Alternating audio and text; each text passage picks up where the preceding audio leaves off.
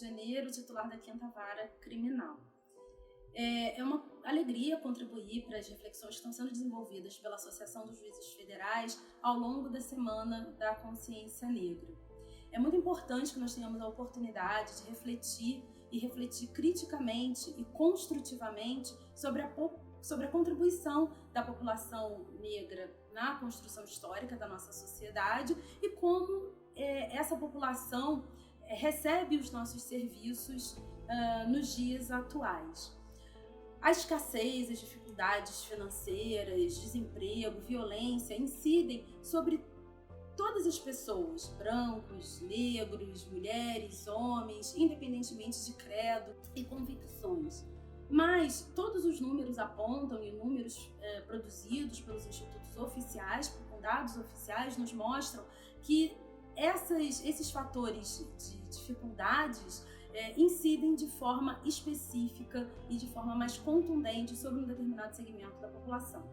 Então, os números que nos apontam para uma sociedade que é desigual, infelizmente ainda é desigual, e que essa desigualdade ela é marcada pelo fator racial, pelo fator de gênero, pela orientação sexual, pelo credo que as pessoas professam, demandam e convidam a nós magistrados e determinam, na verdade, a nós magistrados que possamos oferecer a nossa prestação jurisdicional e o nosso trabalho com olhar para essa realidade.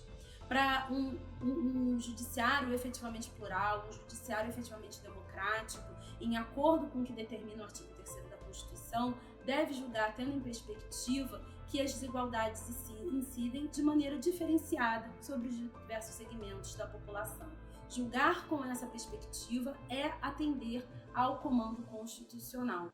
Julgamos para pessoas reais, julgamos para pessoas concretas, para vidas concretas. E essas vidas são afetadas por esses fatores que, infelizmente, ainda estabelecem um tratamento não igualitário entre toda a população brasileira. Nós, magistradas, no contingente de juízes do Brasil, somos um percentual que não reflete a nossa participação na população. Nós somos mais de 50% da população brasileira e esses números não se refletem na composição do judiciário, assim como também a população negra, que representa também mais de 50% da população brasileira, e nós não temos essa representatividade no Poder Judiciário. O judiciário efetivamente democrático e plural deve refletir a pluralidade da sua sociedade, deve estar atento, sensível e ser permeável às demandas a uma sociedade que não é uniforme, que não é homogênea.